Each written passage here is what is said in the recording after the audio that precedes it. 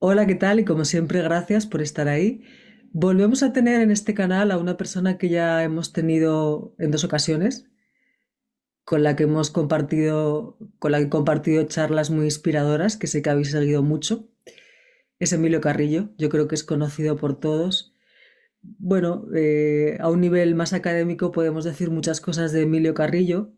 Yo lo destacaría como conferenciante, autor de unos 100 libros. Destacaría libros como La sabiduría y el significado profundo de las enseñanzas de Jesús de Nazaret, junto a Lola Rumi, Sabiduría de Dios escondida, la mística de San Juan de la Cruz, que yo me lo estoy leyendo y me está gustando mucho. Dios, el tránsito que hay después de la muerte, amor, sexualidad y relaciones de pareja. En fin, podéis indagar porque hay muchos libros interesantes. Pero como decía, yo también presentaría a Emilio como una persona que ante todo da el mensaje para que conectemos con quién somos realmente, con esa divinidad interior, con esa divinidad interna que todos somos, con ese Dios que todos somos al final. Bienvenido, Emilio. Gracias por estar aquí. Muchas gracias, Alina. Un placer volver a compartir contigo y de tu mano con todos los seguidores y seguidoras de tu canal. Así que encantado. Gracias. Pues mira, voy a hacerte como siempre un remis de preguntas y quería empezar, hay un texto, un párrafo en tu libro, eh, Sabiduría de Dios escondida, la mística de San Juan de la Cruz, que además en ocasiones has dicho que es un personaje, por decirlo de alguna forma, que a ti te ha traído siempre mucho. Y dices, la divina esencia radica en cada ser humano y en cada forma de vida. Es un párrafo de este libro. Existe una íntima conexión de unidad entre cada uno y la divinidad. La naturaleza divina radica en todas las personas y está pacientemente a la espera de que la pongamos en acción. Y aquí es la primera pregunta, que sería muy extensa, desarrollarla sería toda más de una hora, pero ¿cómo poner en acción esa naturaleza divina? ¿Qué nos dirías como, a ver, ya digo que es un tema muy extenso esto, ¿no? Pero vamos a ir hablando de todo esto a lo largo de la charla, porque es como el tema principal. Ese saber quiénes somos realmente, que al final es para lo que estamos aquí, teniendo la mente a raya, estando en el presente, cultivando la confianza, la aceptación. Pero ¿qué nos destacarías tú para poner en acción a esa divinidad interna? Ciertamente, la obra de San Juan de la Cruz es una obra magistral, Mm. tanto la que es más conocida, que es la poesía, también la obra muy prolija y contundente que tiene en prosa. Y siguiendo su esquema para responder tu pregunta, te diría lo siguiente. En primer lugar, tener la certeza, la convicción de que todos tenemos una divinal esencia. San Juan de la Cruz insiste en eso. En uno de sus poemas más conocidos, el que comienza diciendo: Entréme donde no supe y quedéme no sabiendo, toda ciencia trascendiendo. En el pasaje final de ese poema dice: si lo queréis saber, consiste esta suma ciencia en un subido sentir de la divinal esencia. El ser humano está dotado de una divinal esencia. A partir de ahí, él también nos dice que esa divinal esencia, la que también se llama espíritu, está localizada en el centro del alma. La dimensión álmica espiritual que encarna en el ser humano es el alma y en su centro, dice él, el espíritu. El ser humano, por tanto, es una perfecta conjunción de nuestro pequeño yo perecedero, físico, emocional, mental, la personalidad a ello asociada, y nuestra dimensión álmico-espiritual, que está compuesta, entre comillas, por el alma y en su centro ese espíritu, esa divina esencia.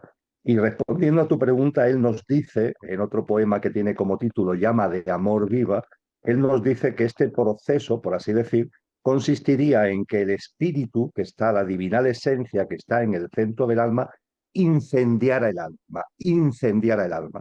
Eso recuerda un poco a la idea de la iluminación, ¿no?, que se utiliza también en el ámbito oriental, que encienda el alma. Y a ese encender el alma, él en una carta, en este caso en prosa, lo llama la transformación en Dios. Él dice: el más perfecto grado de perfección a que en esta vida se puede llegar, que es la transformación en Dios. A partir de ahí, con este telón de fondo, ¿qué hacer? ¿Cómo hacerlo? ¿En qué consiste este incendiar el alma para que se haga presente en nuestra vida, tal como tú has apuntado? Pues bien, yo creo que lo fundamental, sin ningún tipo de duda, es lo que Cristo Jesús denomina en su diálogo con Nicodemo, que recoge el Evangelio de Juan, lo denomina nacer de nuevo. Hay que nacer de nuevo. Y nacer de nuevo, fíjate, hablando de San Juan de la Cruz, hablando de Cristo, me vio a ir a la ciencia del yoga, porque finalmente las tradiciones espirituales van como concatenadas, no todas tienen un sentido profundo. Yo creo que culminan en la encarnación de Cristo en Jesús de Nazaret, todas tienen un sentido profundo, y en la ciencia del yoga nos encontramos las grandes causas del sufrimiento humano. En los Yoga Sutra de Patanjali, a partir del Yoga Sutra 55, se habla de las grandes causas del sufrimiento humano, que son los kleshas, y son cinco, son cinco. Y por orden de importancia, el primero consiste también en lo primero que tenemos que hacer, ya no solamente para evitar el sufrimiento, sino para impulsar ese nacer de nuevo, esa transformación en Dios, esa presencia de la divinal esencia. Y nos dice que el primer klecha, nos dice la ciencia del yoga de Patanjali, el primer klecha es el olvido de lo que somos. A veces en castellano se traduce como la ignorancia, pero eso es ambiguo, es el olvido de lo que somos, Alina. Para transformarnos, para que la divinal esencia se haga presente en nuestra vida, lo primero es salir de la amnesia, salir del Alzheimer profundo en el que nos encontramos de lo que somos. ¿Y esto qué significa? Lo dice el segundo Klesha, porque dice, claro, como olvidamos lo que somos, primera razón del sufrimiento humano, después viene la segunda razón del sufrimiento humano.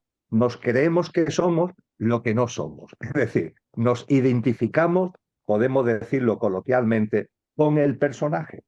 Esto que está aquí hablando es una dimensión álmica espiritual compartiendo contigo y con todos los amigos y amigas de este canal y con todas las personas que vean el vídeo. Y esto que está aquí hablando tiene un componente perecedero, este pequeño yo físico, emocional, mental, que está aquí exponiendo, que está aquí razonando, que está aquí transmitiendo emociones a través de las palabras. Pero ojo, en mí hay encarnada una divinal esencia con un alma que es imperecedera. Cuando olvido lo que yo soy, ¿qué significa? Que olvido lo imperecedero que hay en mí. Olvido lo que en mí no va a morir, que sin duda ninguna es lo más importante, porque siendo importante el Emilio de turno, siendo importante el personaje, siendo importante el pequeño yo, no es menos cierto que ese pequeño yo es efímero, es pasajero. Y aunque tiene mucha importancia, por supuesto hay que darle su sitio y hay que cuidarlo a lo largo de nuestra vida porque es lo que nos permite vivir la experiencia humana. Ojo, ojo con creerte que eres eso, porque eres mucho más que eso. Podríamos decir que a muchas personas, ¿qué le pasa?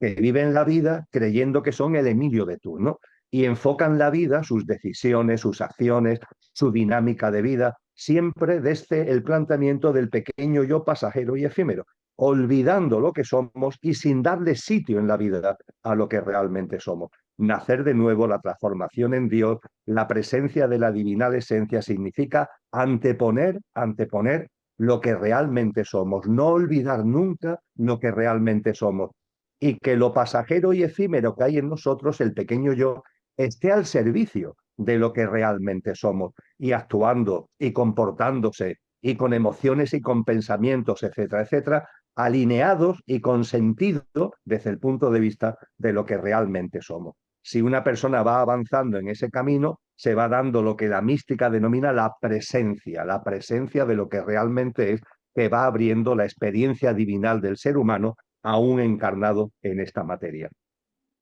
A mí me ayuda lo que estabas diciendo, a veces ayuda mucho, bueno, para mí misma lo primero, ¿no? Pero es algo que yo suelo aplicar en los cursos, o ahora que estaba haciendo una consulta lo estaba utilizando. A veces vemos a las personas, ¿no? Mi suegra, mi madre. A mí me gusta decir, es un alma en su proceso evolutivo, ¿no? Es un alma, míralo como un alma en su proceso evolutivo, igual que lo eres tú. Y así yo creo que evitamos tanto juicio o tanto drama o no sé, como que le quitamos cierto hierro al asunto, viéndonos todos como almas que estamos aquí pues para volver a recordar quiénes somos. Pero claro, también ese recordar quiénes somos supongo que lleva toda una cadena de vidas, porque al final a qué venimos aquí, a recordar quiénes somos. Eso es lo que yo entiendo. Pero eso puede llevar toda una cadena de vidas porque y a medida que vamos evolucionando en conciencia en esa cadena de vidas, solucionando procesos pendientes o karma, como se quiera llevar, como se quiera llamar, no en la connotación de castigo, sino algún aprendizaje pendiente que quede por ahí, es cuando vamos definiendo ese yo, así lo veo yo. Pero a mí, por ejemplo, me ayuda el que nos veamos como almas, que dejemos de identificarnos tanto sí, con nuestro personaje. Lo que pasa es que a veces la mente también nos coge por ahí, ¿no? Pero, por ejemplo, algo que yo creo que ayuda mucho, o sea, una cualidad de nuestro yo superior, a mí me gusta llamarle así, de nuestro Dios interno, sería confiar. Nuestra mente pensante, el ego, yo le llamo así, no sabe nada de confiar, más bien está siempre en el miedo. ¿Cómo podríamos, está claro que podríamos confiar más si viviéramos más desde nuestro Dios interno? Eso sería todo, ¿no? Porque nuestro Dios interno sabe de confianza, sabe de aceptación, sabe de no juicio.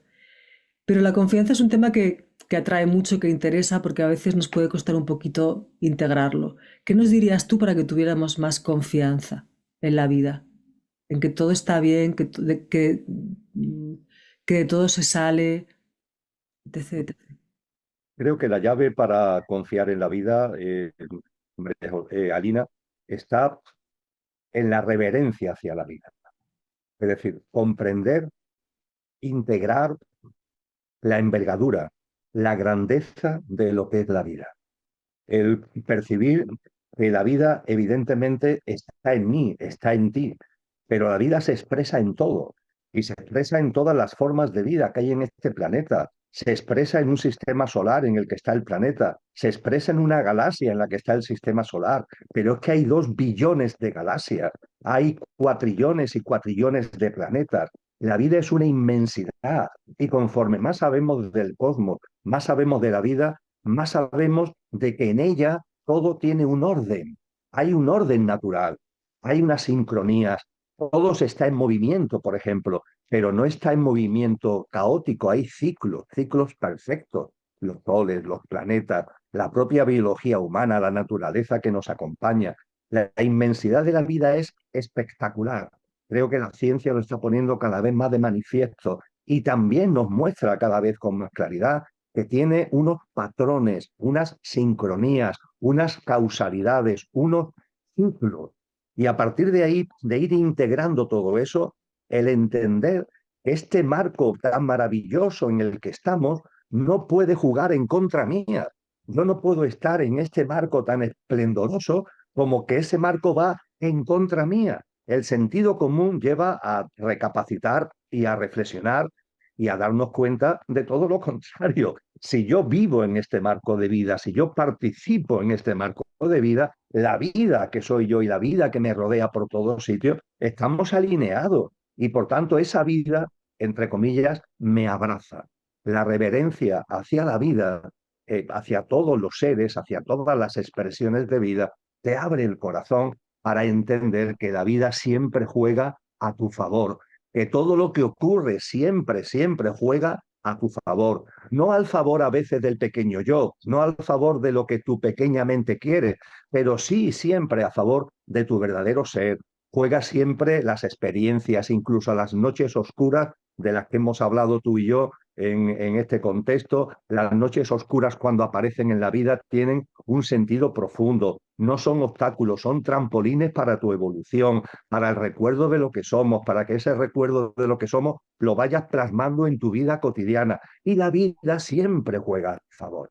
Y esa vida esplendorosa y maravillosa de la que yo soy una modesta expresión, pero siendo una modesta expresión, participo plenamente en ella, total y absolutamente en ella, y ella se expresa total y absolutamente a través mía, merece mi confianza. Y esa confianza, por tanto, diría que tiene como llave la reverencia, esa reverencia que te va llevando en el camino que te acabo de compartir sintéticamente y que te abre el darte cuenta de que estamos en los brazos de algo maravilloso, que es una bellísima madre, por decirlo de una forma muy coloquial, y que siempre, siempre nos abraza, aunque pueda parecer que no, A veces, como hacen también las madres, a veces al niño, a la niña, ¿no? Tienen que darle alguna indicación, tienen que darle algún consejo, tiene que hacerle o evitarle algo, ¿no? Que no sea para que el niño no sea caprichoso, para que vaya por el camino adecuado. Eso hace la vida con nosotros a través de las experiencias, a través de las vivencias que nuestra mente a veces rechaza, pero insisto, siempre, siempre todo lo que ocurre juega a nuestro favor porque la vida es una gran madre que siempre nos abraza y que nos apoya en nuestro proceso evolutivo. Por eso se dice una frase, es algo parecido, de quien puede agradecer lo bueno y lo no tan bueno, entre comillas, se convierte en un maestro, porque se da cuenta que en eso no tan bueno, entre comillas, hay un aprendizaje, hay un mensaje, hay una oportunidad de evolución, etcétera. Pero esto me llevaría a otra pregunta que también te he oído a ti hablar de esto, que no necesitaríamos evolucionar desde el sufrimiento. No hay ninguna ley que esto lo diga. Pero por otro lado, también se habla de que ciertas almas, en un proceso evolutivo ya, no sé cómo llamarle, maduro, vamos a llamarle así, bueno, que ya almas maduras, que, bueno, no sé por llamarle, ¿no? Los nombres a veces, las etiquetas, es como si eligiesen vidas un poquito difíciles. Es como si pudieran tener retos duros. Con lo cual, claro, seguramente porque es un alma que los puede trascender. Pero claro, ahí también es un poco contradictorio. No necesitamos evolucionar desde el sufrimiento, pero yo he escuchado mucho, por muchas vertientes, bueno, a veces las almas maduras eligen sufrimientos, o sea, eligen, perdón, situaciones complicadas, retos potentes. ¿Esto no es un poco contradictorio? Mm. ¿Qué piensas tú al Si respecto? lo ves como una foto fija, sería contradictorio. Si lo vemos como algo dinámico, como un proceso, no es contradictorio en absoluto. Me explico. Ciertamente estamos llamados a una evolución, es lo lógico en el marco de esta vida preciosa a la que antes hacía referencia, a una evolución donde no se necesita sufrir, donde no se necesita el sufrimiento como bastón para avanzar por el camino de conciencia. Ahora bien, no es menos cierto que para llegar a ese punto, para llegar a ese punto kilométrico, por así decir, de nuestro sendero espiritual, de nuestro sendero consciencial, antes usamos el bastón del sufrimiento para llegar a ese punto kilométrico. Y cuando usamos el bastón del sufrimiento hay que tener en cuenta lo siguiente. Las almas que tienen un menor nivel evolutivo, para evitar descripciones Sí. peyorativas, que hay que evitar, porque claro, estamos hablando de un proceso, de una dinámica. Yo hago mío lo que habla Cristo Jesús en el capítulo 25 del Evangelio de Mateo. Él usa la metáfora del alma como una lámpara de aceite. Hay que echarle aceite, ¿eh? Y el proceso evolutivo, podríamos describirlo, el proceso evolutivo del alma, como que el alma va ganando aceite. Cómo va consiguiendo aceite el alma? Pues a través de las experiencias de vida, a través de la cadena de encarnación, como tú muy bien decías, etcétera, etcétera. Pues bien, podríamos decir que el alma que tiene poco nivel de aceite es un alma a la que le cuesta trabajo ardeones que sean de experiencias duras, de experiencias de noches oscuras. Las almas con menor nivel de aceite tienden de alguna forma a la tibieza. Y ojo, porque el libro del Apocalipsis, que cierra el Nuevo Testamento y por tanto cierra la Biblia, tiene una frase durísima que dice: a los tibios los vomitaré de mi boca. Fíjate qué frase más dura. Y efectivamente, un alma que no evoluciona, que tiene poco nivel de aceite, no es capaz de asumir retos de experiencias duras, de experiencias fuertes. Está como metida en la tibieza, ¿no? Eso lo podemos comprobar a nuestro alrededor. La permanencia en el hábitat de confort, no querer que ocurra nada, no querer que pase nada. También en psicología, como tú sabes, se le llama el hábitat de mentira existencial, el no querer ver. Mucha tibieza sería la expresión. Cuando el alma va consiguiendo un cierto nivel de aceite, se atreve, se atreve. Tú lo has dicho muy bien. Claro, ya empieza a tener también preparación, ya empieza a tener como un sedimento que le permite, ¿no? el asumir experiencias más fuertes. y asume esas experiencias más fuertes, dejando atrás la tibieza y sabiendo, el alma sí lo sabe, que esas experiencias fuertes, lo que nosotros llamamos experiencias de sufrimiento, noches oscuras del alma, esas experiencias fuertes le van a servir de revulsivo y le van a aportar más aceite, va a incrementar significativamente más aceite. Hay una parábola también en los textos cristianos con la que me identifico mucho, que es la del hijo pródigo. El hijo pródigo vive con el padre. El padre simboliza la divinidad misma, es puro amor. Y el hijo pródigo hay un momento determinado que le dice al padre, oye, dame la parte de herencia que me corresponde, que quiero vivir mi vida. Y el hijo pródigo se va a vivir su vida. El padre no le reprocha, el padre le da a la herencia y el hijo pródigo se va a vivir su vida.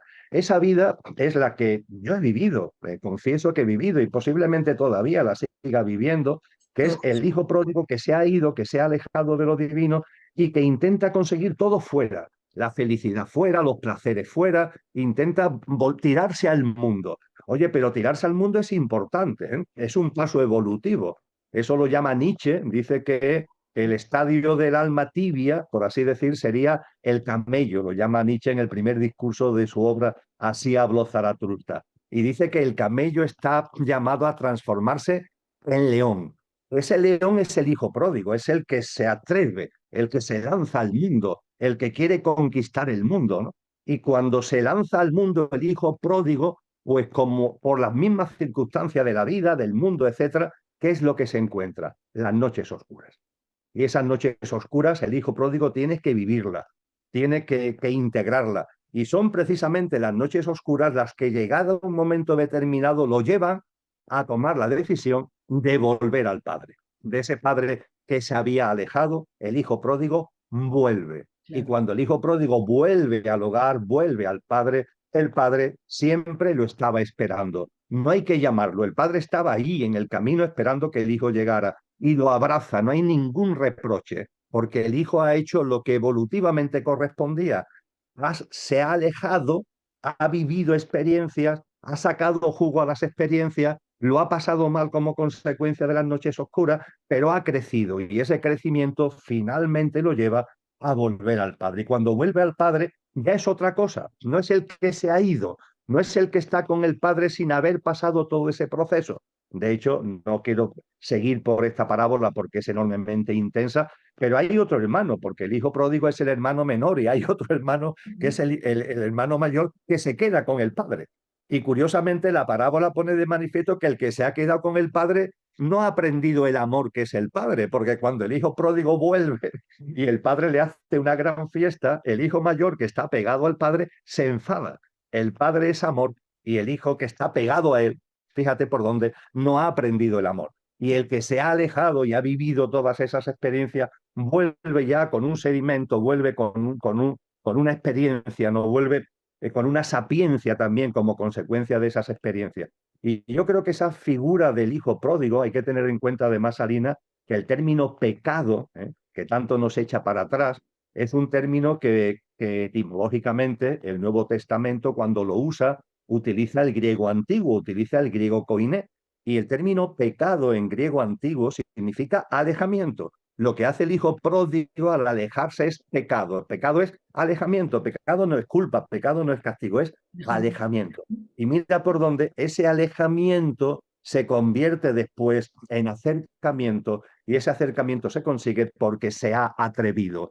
El hermano mayor no se ha atrevido y al no atreverse no es capaz de integrar la verdadera naturaleza del padre, que es ese amor, cosa que sí sucede con el hijo pródigo. Así que podríamos decir que cuando un alma tiene escaso nivel de aceite, es tibia, le cuesta trabajo afrontar experiencias duras, por así decir, que sin embargo son muy importantes para el crecimiento evolutivo. Cuando el alma va teniendo ya un cierto nivel de aceite, se atreve, sale de la tibieza, vive esas experiencias de noches oscuras y esas experiencias de noches oscuras la van incrementando en su autoconciencia hasta que llega un momento, que es a lo que yo me refería, tal como tú recordabas al principio de formular la cuestión, en donde ya se acabó, ya no necesitas la noche oscura, ya has llegado a un nivel de aceite en donde ya la vida misma, a través de ese nivel de aceite, se expresa en tus acciones, en tus comportamientos, en tus emociones, en tus pensamientos, y ya ese sufrimiento, ese requerimiento del bastón del sufrimiento deja de ser necesario. Claro, eso sería, eh, lo que puede pasar ahí es que una persona, bueno, como nos ha pasado a todos, ¿no? Yo creo, esté sufriendo en algún momento de tu vida, ¿no? Y no entiendo esto y por qué me pasa esto, lo que sea, ¿no?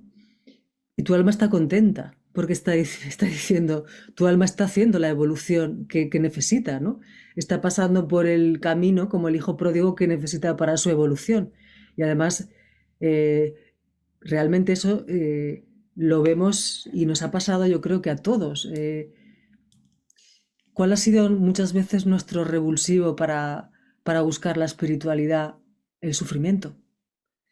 No debería ser así quizá, pero lo es, ¿no? Entonces es como que cuando vivamos las experiencias lo intentemos ver desde ese punto del alma, ¿no? De lo divino dentro nuestro, como que es algo que, bueno, que estamos viviendo para nuestra evolución, no para, no porque soy un desgraciado y la vida me está castigando, ¿no? Que cambiemos la perspectiva, el enfoque. Ahí yo creo que eso es lo que nos va a ayudar. No sé qué piensas tú, pero yo creo Claro, pero fíjate, Alina, que la sociedad esta, los influjos sociales, nos llevan a todo lo contrario, que ¿no? todo lo contrario, sí. Las películas de Hollywood están los winners y los losers, ¿no? Los ganadores y los perdedores. Y claro, no se puede ser, no debemos ser perdedores, ¿no? Y claro, las experiencias, sin embargo, entre comillas, de perdedores, son experiencias que el alma elige y que al alma le vienen, como tú dices, muy bien en su proceso evolutivo, por más que a nuestra mente le cueste trabajo integrar esa gran verdad y esa gran realidad.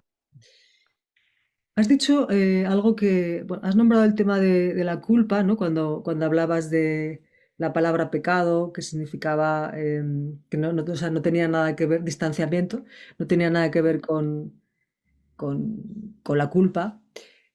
Muchas veces una de las cosas que más, una de las emociones con las que más nos podemos identificar cuando estamos desde el ego, desde el pequeño yo, como le llamas tú, sería la culpa, que siempre atrae autocastigo inconsciente, porque es lo que proyectamos, ¿no?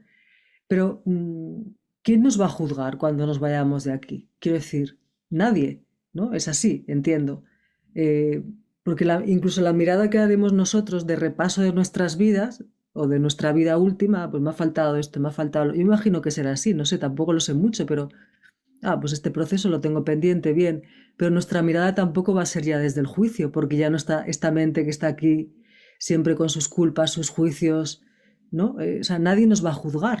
¿Por qué nos juzgamos tanto entonces? ¿Por qué conectamos tanto con la culpa? De nuevo es otra cosa que no tiene mucho sentido desde el punto de vista del alma. Sí con la responsabilidad, ojo, ¿no? De tus actos y si puedes reparar y aprender de los errores, por supuesto, pero ya no más, ¿no?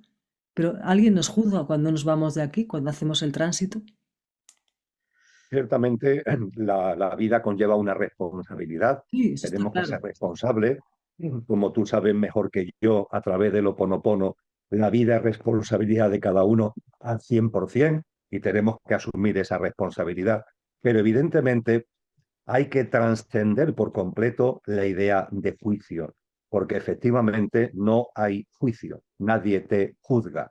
Cuando desencarnamos, cuando la dimensión álmica espiritual que está actualmente en mí fallezca este tal Emilio y desencarne, esa dimensión álmica espiritual, ese alma con el espíritu en su centro, como dice San Juan de la Cruz, nadie la va a juzgar, no va a ser juzgada. Cuando los textos, como por ejemplo los textos cristianos, hablan del juicio final, están hablando de otra cosa, están hablando de procesos evolutivos, están hablando de cambios de ciclo, no están hablando de que haya un juicio, entre comillas, desde la perspectiva que las religiones dogmatizadas nos quieren enseñar.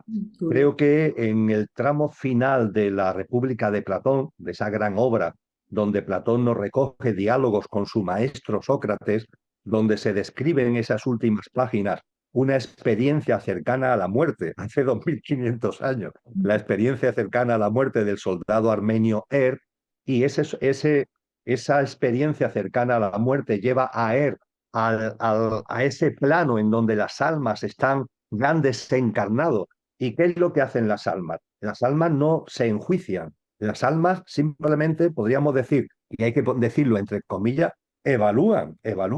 Sí, Diríamos, volviendo al ejemplo, a la metáfora del nivel de aceite de la lámpara, el alma toma conciencia del nivel de aceite que tiene en la lámpara. Así de sencillo y así de importante. Se toma conciencia de que en la vida anterior qué aceite le he echado a la lámpara, qué aceite le había echado a la lámpara en otras encarnaciones, en definitiva, cuál es el nivel de aceite que hoy tengo en la lámpara.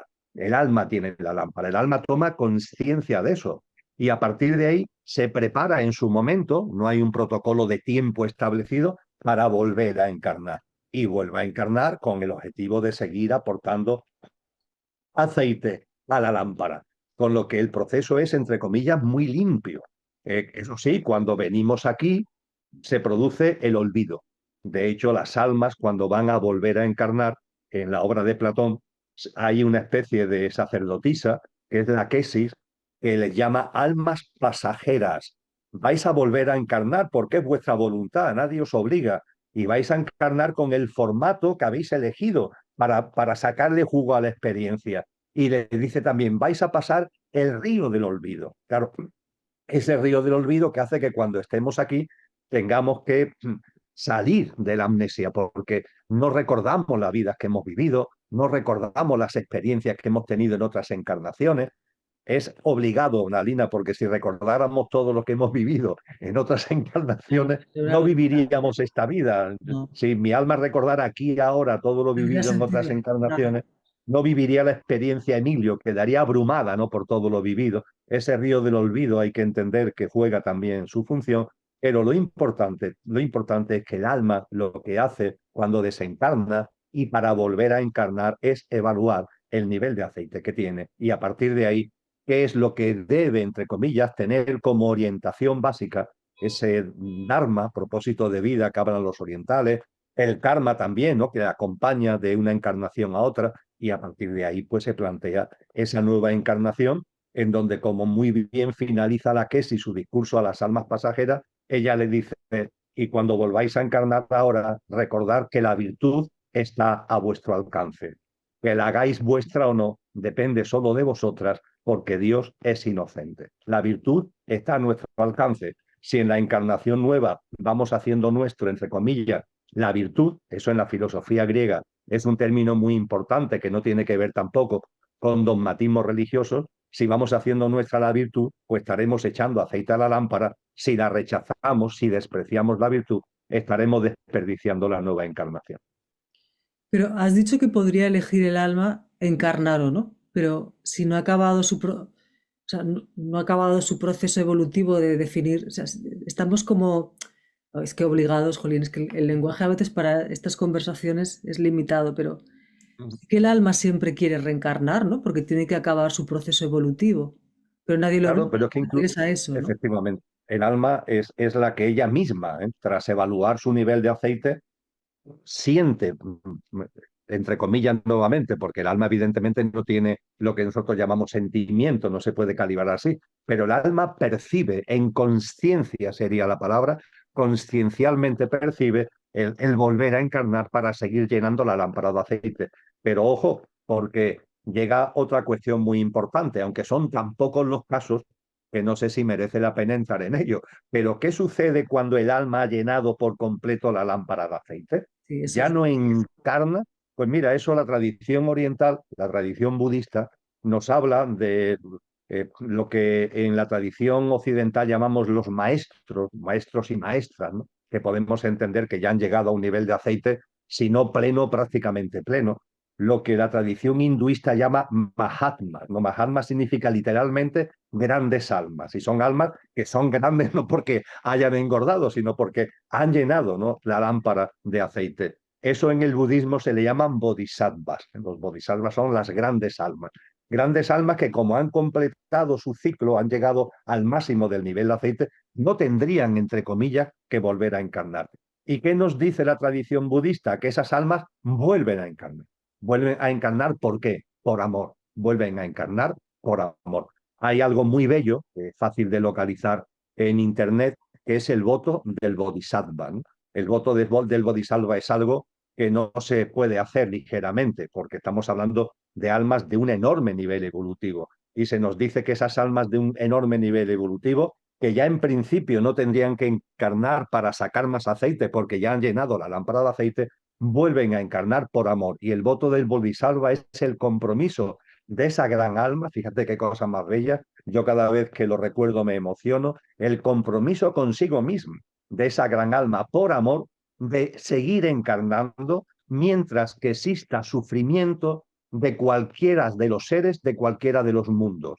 Seguir encarnando mientras exista sufrimiento de cualquiera de los seres, de cualquiera de los mundos. Más amor no cabe, no ha llegado a la plenitud, pero esto no es un camino. También esas grandes almas entienden que sí, que hay un proceso que podemos denominar individual, pero finalmente también se percibe que la vida es una y que la vida que se está expresando en mí no es distinta a la vida que se está expresando en ti. Y aparece esa frase, esa expresión que todavía los seres humanos no hemos captado su grandeza, que es la del amor, pero la del amor de verdad, ¿no? Ese amor que es la propia divinidad. A mí me encanta, y termino, la primera carta de Juan en el Nuevo Testamento cristiano, dice esa primera carta de Juan, el amor es de Dios.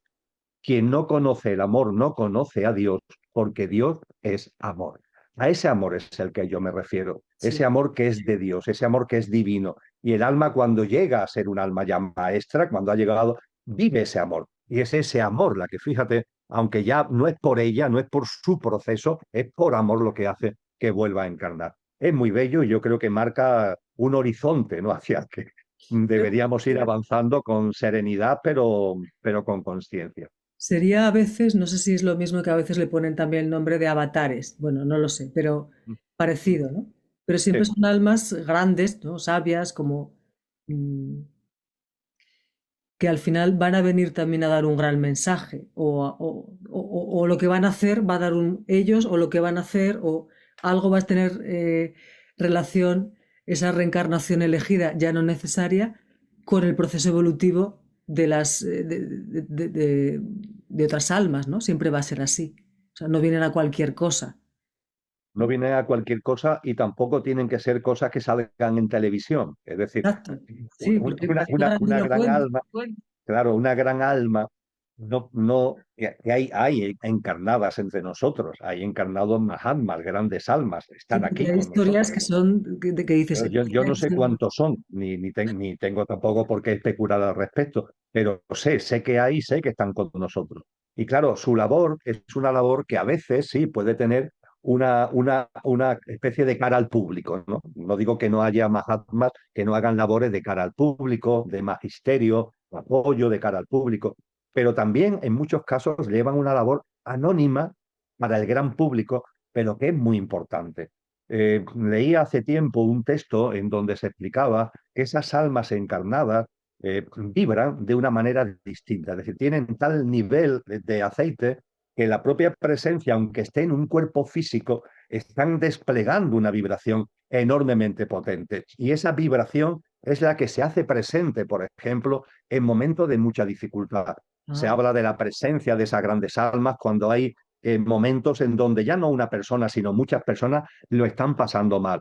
Y no te van a evitar el sufrimiento, no te van a evitar si has tenido un accidente, no te van a curar, pero su presencia genera una frecuencia vibratoria de una armonía que a veces personas que han vivido acontecimientos muy duros lo comparten.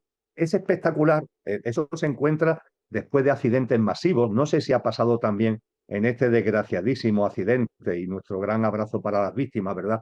Del choque de trenes ahí en la provincia de Córdoba. Pero en muchos acontecimientos de este tipo, las personas que no han fallecido, pero que han quedado malheridas, cuando ya se van recuperando, en muchos casos narran que a pesar de lo trágico del asunto, a pesar del momento tan duro, había como una armonía, sentían como una paz. Eso no le quitaba el dolor, evidentemente, pero había algo muy sutil en el ambiente, por así decir, ¿no? Y ese algo muy sutil, no digo que haya sido el caso de lo de Córdoba, pero que es frecuente que se produzca que ese ambiente, ese contexto de armonía en una situación tan trágica, es la aportación de las grandes almas. Las grandes almas tienen una gran capacidad a través de la concentración y de la meditación de lanzar su frecuencia vibratoria, en fin, que hacen una labor bellísima de acompañamiento, más o menos activo, más o menos de cara al público, pero que está ahí entre nosotros. Y además es verdad, yo también he oído hablar de este tema, es una vibración como sanadora, ¿no? Sanadora, o sea, te transforma, te sana, sí, sí, sí. Has nombrado el tema del accidente de Córdoba. Claro, hay personas que se pueden estar preguntando, bueno, todo pasa, todo tiene, ¿no? Hay que confiar, todo tiene un sentido profundo y este tipo de accidentes, cómo es que ocurren, pero también yo lo que he oído, no sé ya, tú sabrás más de esto que yo seguro, pero al final tampoco es casualidad cuando almas desencarnan en grupo. Son cosas que cuesta un poquito decir, yo lo sé, pero no es casual. Y si ningún alma desencarna por casualidad, es como que mi proceso evolutivo ha acabado. Como alma, volvemos a decir, como alma. Que claro, como personaje, las personas puede costarnos entender esto, ¿no? Si se nos va un ser querido, pero no sabemos si esa alma ya había acabado su proceso. Entonces, cuando ocurren estos, este o cualquier tipo de accidente que muchas almas trascienden, esto tampoco es casual. Ciertamente, cuando hablamos de esto, estamos hablando desde la dimensión álmico-espiritual. Claro, es que si no, Estamos hablando claro, porque como se entiende desde otra perspectiva, puede haber graves malentendidos. exacto, Ciertamente, ni tú ni yo justificamos la responsabilidad, porque la hay, de que exacto. esto haya ocurrido. Es que Esto tiene responsables. Y los responsables no pueden decir, no, esto es un tema que han elegido las almas. No, vamos a ver. Tú exacto, tienes eso una está bien. Sí, sí, responsabilidad en lo que ha sucedido totalmente. vamos, yo que soy usuario de AVE asiduo, porque Sí, sí, siempre que sí. me desplazo a dar conferencias, me gusta hacerlo en tren y en particular en AVE, soy testigo directo de cómo el deterioro de las vías es cada vez mayor, de poder utilizar este ordenador desde el que estoy hablando contigo, poderlo utilizar con tranquilidad en mi mesita de la silla del sillón del AVE, el no poderlo utilizar porque el traqueteo es tal que el ratón Sí, no puedo ponerlo en su sitio. Esto lo he ido yo viviendo. Por tanto, no estamos diciendo que no haya responsabilidades y que evidentemente las responsabilidades tienen que ser asumidas por los responsables. Aunque no quieran, tienen que ser asumidas por los responsables. Y no estamos quitando esa responsabilidad, por favor. Pero desde un punto de vista espiritual, cuando se produce un acontecimiento que conlleva un evento donde muchas almas desencarnan a la vez, el accidente de Córdoba es importante, sin ningún tipo de duda. 46 hasta ahora fallecidos es una cifra muy importante, que se lo digan a sus familiares directos, sí, exacto. pero ciertamente todos conocemos que ha habido acontecimientos donde, por ejemplo, el tsunami de Indonesia se llevó por delante no hace muchos años a 270.000 personas, ¿no? O el terremoto de Haití se llevó también por delante, entre comillas, 275.000 o un atentado terrorista como el que hubo en París en una discoteca se llevó por delante a más de 100 personas. Bien, cuando estos acontecimientos suceden, tienen una vertiente, vamos a llamarle física, material, humana, pero también tienen una vertiente álmica. Desde la vertiente física, material, humana, pues evidentemente unas responsabilidades, una serie de cosas. Pero desde el punto de vista álmico, lo que nos han enseñado los maestros es que, sobre todo y fundamentalmente, a esas almas le tenemos que estar especialmente agradecidos porque al desencarnar a la vez están dándole un grito al mundo, Alina. Esas almas que desencarnan a la vez nos están diciendo, oye, ¿a dónde vas?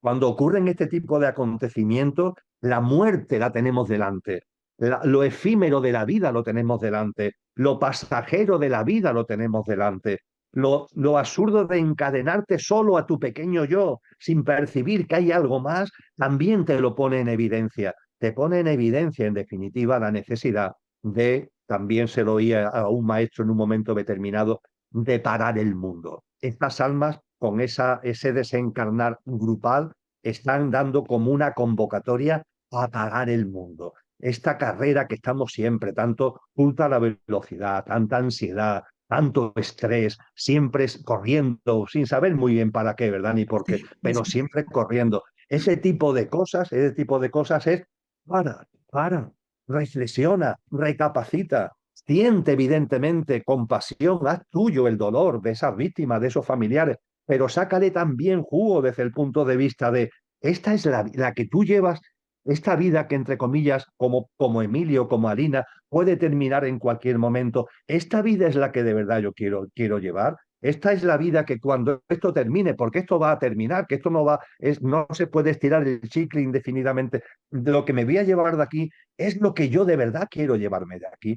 Creo que ese parar el mundo que estas almas hacen con este desencarnar masivo nos tiene que llenar de agradecimiento y ese agradecimiento plasmarlo en sacarle jugo. Yo desde luego cada vez que suceden cosas como estas, yo lo que siento en mi interior es un gong inmenso, ¿no? Para parar, para reflexionar, para agradecer a esas almas que me han tocado el gong y sacarle jugo al gong para mantenerme en un estilo de vida distinto, ir por un camino de vida distinto al que esta sociedad, con tanta locura, con tanto culto a la velocidad, nos mete casi sin darnos cuenta. Totalmente de acuerdo, sí. Además, es verdad, sí, sí, totalmente. Yo cuando pasó lo de Córdoba lo pensaba, ¿no? Digo, esto nos enseña a lo efímera que es la vida y que quizá a veces perdemos mucho el tiempo y no la disfrutamos, ¿no? Entonces, la muerte es la gran maestra que nos enseña a no desperdiciar la vida, sin duda. Y yo creo que a veces, aunque digamos que sí, no la tenemos presente y nos parece que vamos a estar aquí eternamente. Y siempre cuando escuchamos, no sé, cuando pasan estas cosas te hace reflexionar. Y por un tiempo te dura. El tema es que nos tendría que durar más tiempo, ¿no? Bueno, estamos en ello. Esa, ese saber lo efímero de la vida. Mira, hay un poema muy bonito de San Agustín que dice, Padre, estoy buscando, no hago afirmaciones, pero tú, mi Dios, vigila mis pasos y señálame el camino. Amén. A mí me encantan las oraciones. Esto lo planteo porque cambiando un poco de tema y siguiendo con la conexión con nuestro yo superior, nuestra divinidad interna, ¿podemos comunicarnos con nuestro yo superior? Bueno, para mí sí, quiero decir, yo lo hago con total naturalidad. Creo que podemos hablar con nuestro yo superior, hablar en el sentido de pedirle, como hace San Agustín, porque señálame el camino, ¿no? Es como pedirle a tú, me aparto, no sé por dónde ir, señálame el camino porque estoy perdido. A veces es como humilde decirlo, ¿no? Desde el personaje ya no. Señálame el camino. Claro, y tendremos que estar después atentos a las inspiraciones que nos vengan, mm, esas, esas intuiciones, esas ganas de hacer algo, de llamar a alguien, de seguir otro camino, de cambiar de rumbo, esas señales, sincronicidades, porque cuando tú dices con sinceridad, Padre, señálame el camino, eh, Padre, como queramos llamarlo, tiene que ser sincero, ¿no? Pero podemos pedirle a nuestro yo superior, a quien somos realmente, al conductor que le llamas tú, que nos guíe, sin duda, y esperar su guía. Y claro que sí, Alina, y no solamente pedirlo, que por supuesto que sí, expresarlo, que por supuesto que sí, sino tomar conciencia de que esa voz, esa Está orientación, guiando, siempre siempre está. está ahí. Quizás el pedirlo es como quitarnos el tapón de los oídos, Sí, ¿sabes? sí, ¿Qué es lo que exacto. significa Sí. realmente pedirlo? Porque siempre Es como está tomar ahí. conciencia de, estás ahí, vale, ahora lo sé, ¿no? Fíjate, Agustín de Hipona, que tuvo una vida díscola, vamos a llamarla así, durante un tiempo, hasta que dio un giro hacia Cristo, ¿no? Que fue lo que lo transformó por completo. Él tiene un libro donde describe su camino de hijo pródigo, al que hacíamos referencia antes, con sus experiencias, con sus noches oscuras. El libro tiene como título Confesiones. Es un libro que se compone de 12 libritos, no es un libro extenso, y en el libro 10, apartado 27, narra el momento culmen donde ya, plaf, se produce el clic en él que lo lleva a la de ese nacer de nuevo al que hacíamos referencia antes. Y él dice, fíjate qué cosa más bella, Alina, él dice, tarde os amé, hermosura tan antigua y tan nueva, tarde os amé. Y he aquí que vos estabais dentro de mí y yo de mí mismo estaba fuera. Vos estabais conmigo y yo no estaba con vos. Me apartaban de vos todas aquellas cosas que si vos no fueseis, no serían. Es, es de una belleza, es primorosa, ¿no? darnos cuenta que está aquí, soy yo el que estoy fuera, embarazado en mi pequeño yo, en lugar de dar en valor mi verdadera esencia. Y eso que realmente somos, esa divinal esencia, volviendo a San Juan de la Cruz, el Evangelio de San Juan tiene una característica muy curiosa, Alina, y es que al espíritu, que es como se llama en el cristianismo esa divinal esencia, el espíritu, el Evangelio de Juan no lo llama espíritu, lo llama siempre paráclito. Siempre que hace referencia al espíritu lo llama paráclito. Y paráclito es una expresión del griego antiguo, volvemos al griego koiné, que significa consejero, consejero. Ah, mira, Cada vez que Juan el Evangelista habla de la divinidad que tenemos en nuestro interior, lo llama el consejero. Fíjate qué gráfico, ¿no? Efectivamente, nuestra divinal esencia, nuestro verdadero ser, siempre actúa de consejero. Podríamos decir, tú me lo has oído a mí más de una vez, que nuestro pequeño yo es el coche. ujú, Nuestro yo físico, emocional, mental, la personalidad a ello asociada es el coche. Y en el coche encarna la dimensión álmico-espiritual, que sería el conductor, ¿verdad? Bueno, pues el conductor está siempre ahí. Ese consejero, ese conductor, siempre está ahí. ¿Cuál es el problema? Que el coche se olvida del conductor, ese olvido al que hacíamos mención también hace un rato, y el coche entonces se convierte en un coche loco, que es lo que nos pasa, ¿verdad? Que en demasiados momentos nos convertimos en coches locos porque no tiene el mando consciente del conductor. Pero el conductor está ahí, el consejo del conductor está ahí, las ganas del conductor de tomar el mando del coche está ahí. ¿Qué es lo que tenemos que hacer? Permitirlo, permitirlo. Por eso también en las tradiciones espirituales se habla mucho de la necesidad del desalojo. Y el desalojo no es ni mucho menos una especie de renuncia o de rechazo, no, no. El desalojo es darnos cuenta que nuestro ego tiene tanto peso que todo lo ocupa. sí, Y tenemos como que sacar tantos muebles, no hay que sacar tantos muebles del ego de la casa para que es en lo que realmente somos se haga presente. Y cuando se hace presente es el consejero, es el paráclito. Y esa oración preciosa de Agustín de Hipona tiene mucho más que ver con quitarse los tapones, ¿no? Cuando pido, significa que me estoy quitando los tapones para oír esa voz, escuchar, mejor dicho, esa voz que siempre está ahí. pero claro, para escucharla también necesitamos cierto silencio mental, ¿no? Cierta, pues, practicar el silencio mental. Tú hablas mucho en el libro de San Juan de la Cruz de lo que es la verdadera meditación. No es, busco el silencio, es algo como mucho más trascendental, ¿no? Es una experiencia en la que sientes esa fusión con quien eres realmente. Pero claro, el consejero está ahí siempre, le podemos pedir guía porque está ahí, para eso. Pero claro, luego también tenemos que saber escucharle y para eso necesitamos cierto silencio mental, ¿no? Practicar el silencio, lo que decíamos, ¿no? O la meditación, pero claro, la meditación es que en tu libro lo explicas muy bien, que a todo se le llama últimamente meditación, pero bueno, también nos sirve, ¿no? Practicar el silencio mental siempre nos... Porque yo, por ejemplo, he recibido inspiraciones, o sea, decirle a mi yo superior, muéstrame el camino. Y de repente ocurrírseme una idea yendo caminando por un parque. Pero claro, es que en ese parque no estaba pensando en nada, estaba en silencio. Entonces también nos sirve, ¿no? Más que meditaciones. Quiero decir, yo cuando he meditado no he tenido nunca esas experiencias trascendentales, ¿no? Que contabas en tu libro, ¿no? Pero yo creo que simplemente silencio, ir acumulando silencio. Que lo uno con lo que has dicho antes, que en esta sociedad no es fácil, porque en cuanto te sales un poco de tu entorno, de tu silencio, entras en la paranoia y tienes que volver, o por lo menos a mí me pasa, tienes que volver a centrarte otra vez porque has entrado en la paranoia de la sociedad, se te olvidan cosas, tienes que volver. No sé si se me entiende lo que estoy diciendo, creo que sí. Que tenemos que Creo que muy bien, estar creo que muy bien. saliendo y entrando todo el rato porque si no es como, ay, que ya me he ido, espérate, tengo que volver a conectar conmigo que me estoy perdiendo, ¿no? Pero me parece muy bonito lo que has dicho, que siempre tenemos ese consejero ahí para pedirle, porque claro, eso también enlazaría con otra idea. Cuando venimos aquí, vale, podemos elegir un proceso consciencial según eh, la edad del alma, por llamarlo de alguna forma, bueno, mm, que sea un poquito duro. Desde el personaje, el alma está encantada, pero luego que nos quitemos esa idea de que aquí estamos solos.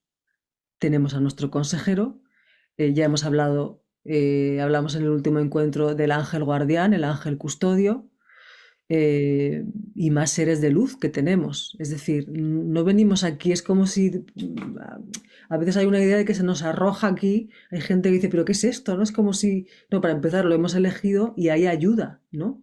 Hay, o sea, no estamos solos. Eso también creo que es importante, ese concepto. ¿Qué nos dirías al Y tan respecto? importante, Lina, y tan importante.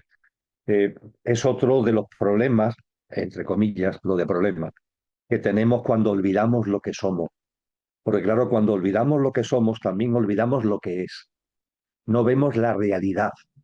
Nos apartamos de la realidad y la realidad tiene también un componente muy mm, evidente cuando se ve, pero hay que verlo y eso tiene también que ver con el nivel de aceite del alma, pero cuando se ve es muy evidente que es el nivel de lo sobrenatural, no de lo preternatural. No voy a entrar en esa diferencia. Lo preternatural tiene más que ver con fenomenologías involutivas, etcétera. No, lo sobrenatural tiene que ver con ese acompañamiento de alta vibración en el que estamos absolutamente rodeados. Efectivamente, tenemos ángeles que nos guardan, ¿eh? Que cada uno de nosotros tenemos un ángel guardián que nos está protegiendo, que nos está acompañando.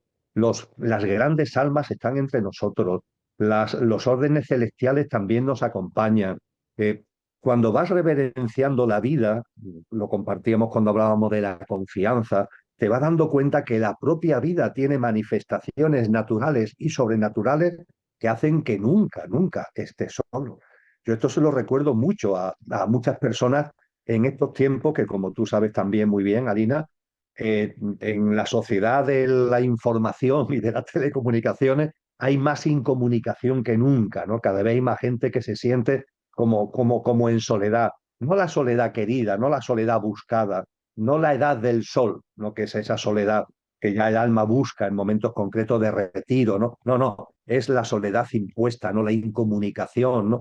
Y hay muchas personas que me dicen, Emilio, es que yo no tengo con quién hablar, es que no me puedo expresar, es que no hay nadie cerca con el que pueda compartir determinados temas. Y bueno, pues hay que recordarle lo que realmente somos, ese yo superior al que tú antes hacías mención, pero también hay que recordar que estamos vinculados álmicamente, Alina, estamos vinculados álmicamente. Obviamente tú y yo, que físicamente, imagínate desde cuándo no nos vemos y que lo que nos hacemos es ver de vez en cuando online, hay vínculos álmicos que están ahí. Eh, Esas conexiones álmicas no desaparecen, el alma no entiende de tiempo ni entiende de distancia. Cuando de alguna forma tú generas un vínculo con una persona, ahí también hay un vínculo álmico y hay un acompañamiento. A mí me gusta a veces decir, pero ¿por qué no nos comunicaremos más álmicamente cuando hay una pelea con alguien, ¿no? Y lo intentas arreglar esa pelea, ¿no? Pero el pequeño yo tuyo y el pequeño yo del otro, no hay forma, ¿no? Incluso tú lo intentas, pero inténtalo álmicamente. Como tú decías antes, guarda silencio, respira conscientemente, intenta entrar en ti, en introspección, y desde el alma, con palabras o en silencio, como tú quieras, en cualquier rincón de tu casa, exprésale a ese otra alma. Lo que expresándoselo al yo físico no da resultado, exprésaselo de alma a alma. Yo esto lo he experimentado directamente, Alina, y los resultados son espectaculares, de verdad, porque hay una comunicación alma a alma. Esto lo estoy compartiendo desde el punto de vista de que no estamos solos, estamos acompañados álmicamente, estamos acompañados por ángeles, estamos acompañados por grandes almas y estamos acompañados por más figuras que nos acompañan más si nos vamos abriendo. Para mí la presencia de Cristo en mi vida es continua y yo veo a Cristo como una especie de fuerza de atracción que una vez que como que he soltado carga, me atrae, me atrae, me atrae, ¿no? Y me sirve de brújula para mi vida, esa voz a la que tú hacías referencia, ¿no? Entonces, la idea de que estamos aquí como abandonados, perdidos, la sensación de incomunicación que podemos tener muchas veces, eso es desde el coche, eso es desde el pequeño yo. Cuando recordamos lo que somos y conforme lo vamos recordando más, nos vamos dando cuenta de que estamos en un contexto de una realidad donde hay una esencia más allá de la apariencia. Puede ser que en apariencia te veas solo, pero en esencia nunca. Siempre estás muy bien acompañado. Pero además, eso es un gran consuelo. La verdad es que simplemente hablar con tu ángel guardián a mí es algo que te da mucho consuelo, la verdad. Porque además sabes que es verdad, que no son. Entonces, cuando has dicho que también estábamos acompañados por almas sabias, ¿te referirías a las almas de las que has hablado antes? Porque Efectivamente. también recuerdo una vez que comentaste, y yo lo leí hace poco, que a Mm. veces incluso, a ver, ¿cómo decirlo? Creo que era así, ¿no? Nuestro ángel custodio está ahí, pero también podíamos, es como si un alma que fuera afín con nosotros. Por ejemplo, contigo podría ser San Juan de la Cruz, qué sé yo, que tú has nombrado que siempre has sentido, también nos asistiese de alguna forma. No sé si me explico. Yo leí esto, no sé explicarlo muy Perfectamente. bien, pero creo que va por ahí. Eh, Almas que Sin ya han ningún tipo vivido, de que duda. pueden estar ahí también como, no sé si como, es que la palabra guía no, pero pueden estar ahí de alguna forma como con cierta asistencia. ¿Podría ser? Sin ningún tipo de duda, Alina. Yo siento ese acompañamiento del alma que encarnó en Juan de Yepes, ¿no? Llamado San Juan de la Cruz. Yo siento ese acompañamiento. Siento incluso cuando quiero escucharlo directamente, cuando percibo que ese alma me quiere decir algo, lo que hago es cualquiera de sus libros, que están aquí, por cierto, a mi izquierda, lo abro, ¿no? Cualquier poesía, cualquier texto, y siempre, siempre aparece exactamente eso que requiere en ese momento mi alma aquí ahora en mi experiencia como Emilio. Claro que sí, efectivamente yo cuando hacía mención antes a lo del acompañamiento de grandes almas me estaba refiriendo a las almas que están aquí encarnadas entre nosotros, esos Mahatmas, etcétera, a los que antes hacía referencia. Pero por supuesto, y ha hecho muy bien en ponerlo de manifiesto, Alina, por supuesto que también hay grandes almas que no tienen por qué estar encarnadas aquí, puede ser que estén o pueden ser que no estén, con los que podemos sentir un especial vínculo. Y esas grandes almas con las que podemos sentir un especial vínculo, claro que nos acompañan continuamente, continuamente, porque esas grandes almas tienen ya unas capacidades que se nos escapan para nuestra mente y que hacen posible lo que para nuestra mente puede parecer imposible. Bueno, sí, el alma de San Juan de la Cruz va a estar pendiente de ti continuamente. Bueno, pues el alma, esa gran alma, tiene unas capacidades, tiene unas potencias que están plenamente en vigor y que hacen que efectivamente cuando nosotros conscientemente generamos el vínculo, hay que generar el vínculo. Yo creo que esto muchas personas tienen esos vínculos espirituales y pueden atestiguar lo que yo estoy compartiendo. Cuando tenemos vínculos con figuras espirituales, percibimos el acompañamiento, el apoyo, el consejo que se nos da a través de ese vínculo. Sí, yo creo que eso también sea cierto. Sí, sí, sí. Pues bueno, ya llevamos una horita, creo que ya voy a dejarte descansar. Yo cerraría además así porque creo que es algo muy bonito. No estamos solos y bueno, una de las preguntas que te hacía era cómo confiar, cómo conectar con nuestra divina esencia. Creo que todo lo que hemos hablado nos ayuda a ello, así que te doy mil gracias, Emilio. Me ha encantado la charla. Siempre eleva la vibración hablar contigo y de estos temas, la verdad.